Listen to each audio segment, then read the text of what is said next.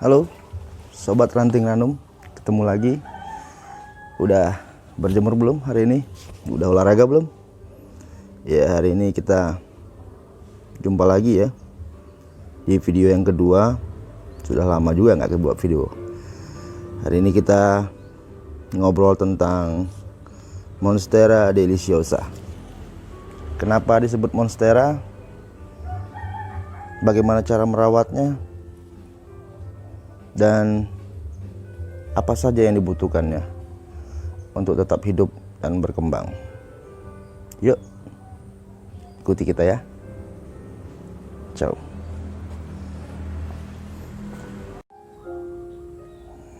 Oke, kita akan menyaksikan di mana saya meletakkan Monstera saya. Kebetulan Monstera saya letakkan di dalam sebuah ruangan yang saya desain untuk kebutuhan tanaman indoor ya. Setiap pagi memang saya setiap hari merawat tanaman juga berolahraga. Ya, di sini. Oke, silakan mari mampir melihat koleksi Monstera saya. Pas letaknya di samping lapangan basket ya. Saya juga sering main basket pagi-pagi buat menyegarkan tubuh dan pernapasan. Ya, ini koleksi Monstera saya. Ini juga yang baru saja muncul. Bagus ya.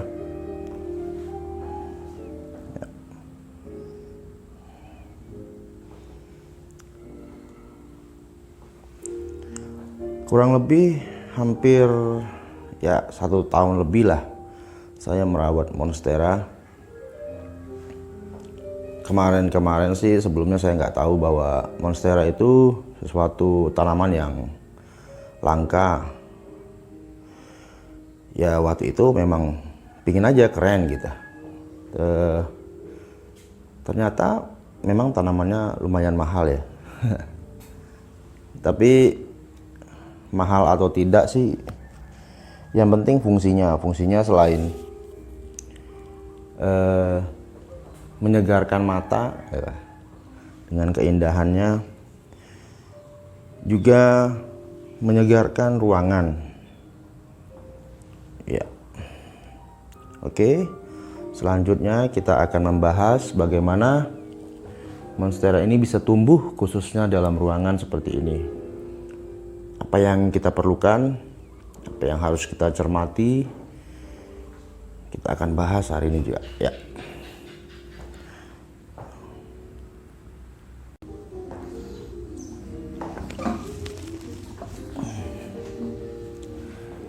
Halo ya, kita sekarang menjelaskan bagaimana Monstera bisa hidup dan berkembang sambil ngopi ya.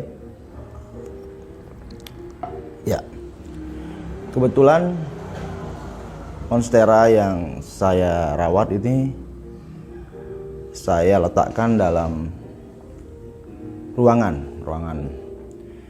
Ya, bagaimana Monstera bisa hidup dalam ruangan juga kita bahas hari ini. Yang pertama, yang penting untuk kita perhatikan, Monstera deliciosa khususnya ya, tanaman-tanaman yang lain juga butuh sinar matahari. Ya, butuh sinar matahari, terutama matahari pagi, matahari dari timur ya.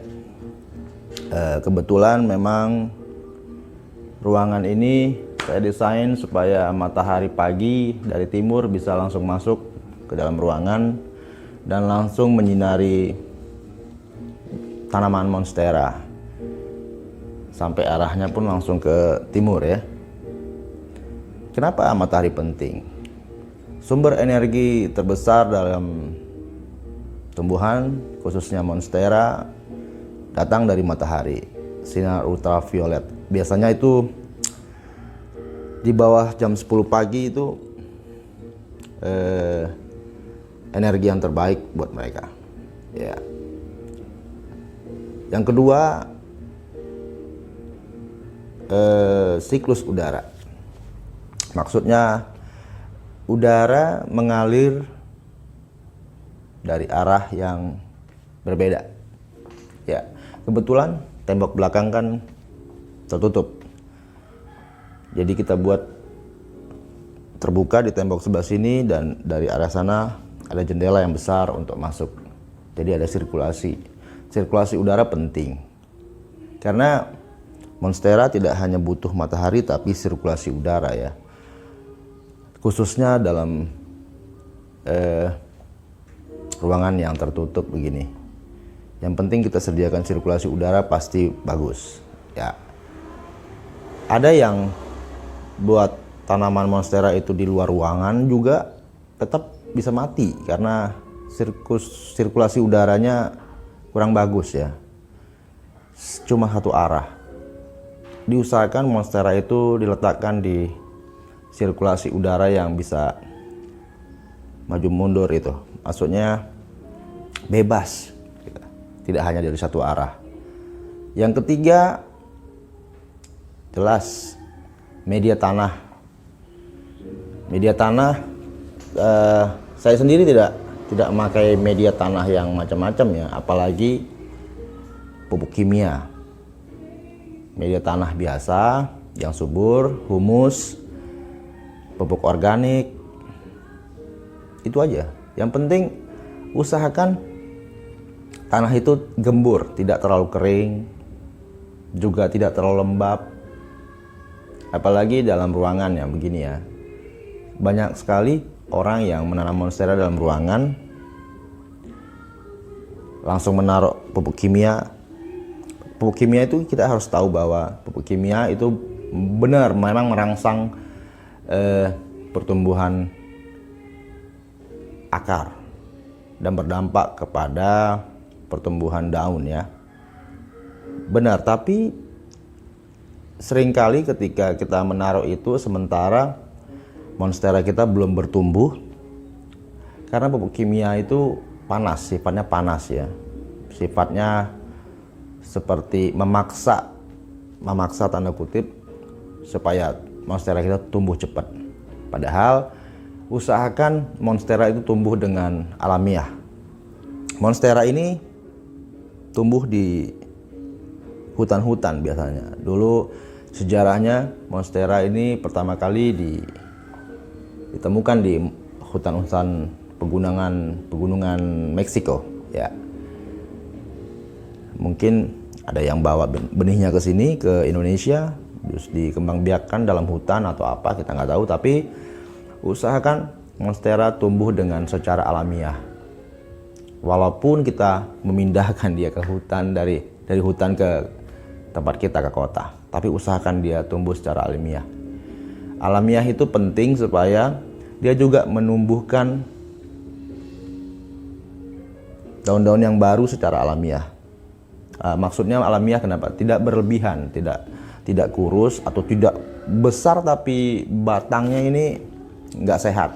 Itu juga nggak bagus karena jika ini tumbuh, dia juga akan menumbuhkan lagi tunas-tunas yang baru. Dia bekerja terus secara alamiah. Oke, tadi matahari, siklus udara, tanah, dan air.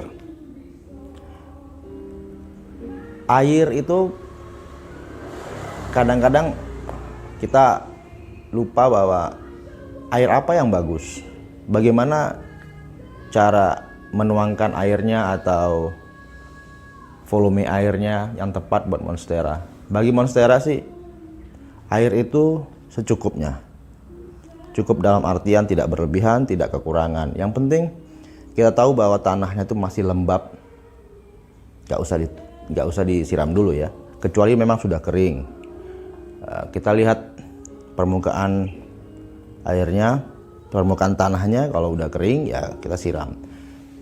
Air apa yang paling tepat? Bagi saya pribadi itu pakai air hujan. Waktu itu saya pakai air pump ya biasa, kadang-kadang kaporit dari air pump itu kadang-kadang terlalu banyak kaporitnya, kadang-kadang enggak. Atau ada yang pakai air tanah, pernah juga, tapi kadang-kadang air tanah itu banyak bakteri. Saya pikir air hujan paling tepat, karena saya lihat hutan itu disirami sama air hujan. Itu saya ya, air hujan. Ya mungkin orang bilang, tapi air hujan bersifat asam. Ya, saya itu ada tampungan air hujan. Ya, kebetulan di tempat saya tuh sering hujan, tapi saya memakai airnya itu besok. Seperti saya jemur dulu air hujannya gitu, supaya tingkat asamnya tidak berlebihan untuk tanaman. Ya, takarannya harus tepat, itu aja. Bagi teman-teman yang memakai air pump atau air tanah itu bisa juga, tapi dilihat kondisi airnya ya.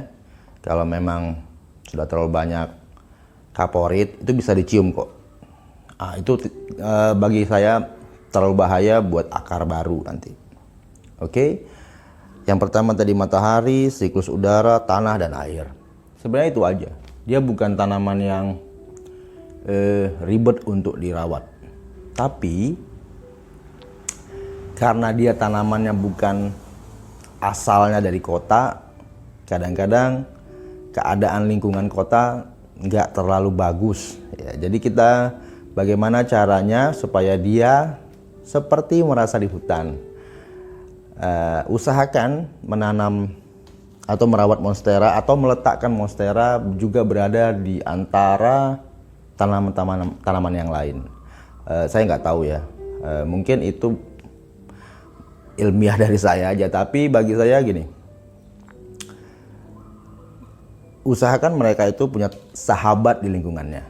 Entah tanaman yang lain kayak yang membuat mereka merasa bahwa oh ini lingkunganku. Nah itu, bagiku itu begitu ya, karena monstera atau tanaman yang lain sebenarnya butuh lingkungan yang adaptasinya nggak terlalu lama ya. Seringkali kita beli tanaman dari tukang bunga atau penjual tanaman gitu. Begitu kita taruh di suatu tempat yang dia sendiri di situ, seringkali mati. Kita padahal udah banyak tahu tentang siklus udara, matahari atau segala macam, tapi nggak tahu ya, apa mereka punya perasaan kesunyian atau apa. Tapi bagi aku ketika dirapatkan di satu lingkungan yang sama gitu, mereka tumbuh dengan baik. Oke, itu saja dari saya tentang monstera. Nanti kita akan berbagi juga tentang bagaimana menyiram monstera dalam ruangan ya. Oke, hari ini saya anti malam ya, antar malam kita akan menyaksikan juga sambungan dari video ini bagaimana saya merawat monstera saya ini dalam ruangan ini pada saat malam hari. Ya biasanya tuh jam-jam 11, jam 10 gitu. Monstera ini dan tanaman yang lain saya semprot air biasa dan saya lap supaya tidak ada abu. Ya, orang sepele dengan cara itu, padahal seringkali dengan cara melap dan cara membersihkan permukaan daunnya lebih sehat. Karena apa? Saya percaya bahwa setiap tanaman, setiap daun ini punya pori-pori. Pori-pori itu harus fresh, harus segar. Jadi kesegaran tidak hanya didapat dalam batang atau akar, tapi harus dari daun juga. Nah, jadi pertumbuhannya mulai dari akar dan daun itu sama. Nanti kita akan saksikan bagaimana saya merawat monstera malam hari. Ya, jangan lupa saksikan video-video berikutnya dan dukung kita dengan cara mensubscribe dan like video-video kita ini. Yuk, sampai ketemu di video ranting ranum berikutnya.